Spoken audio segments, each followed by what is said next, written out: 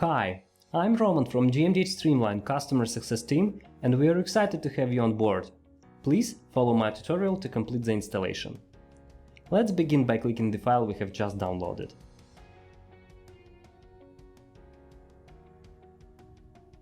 Now, drag the Streamline app onto Applications folder. Then, double-click on the Streamline app. If you are getting this type of warning, just click Cancel. Then, right-click on the Streamline app and choose Open from the drop-down menu.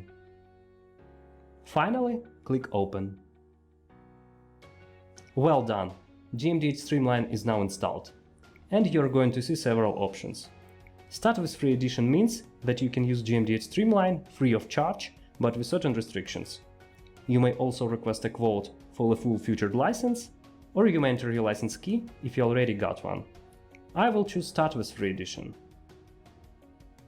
Now you have to fill the form in. When you are ready, just click OK. Congratulations! You have successfully completed the installation and you are ready to import your data into GMDH Streamline.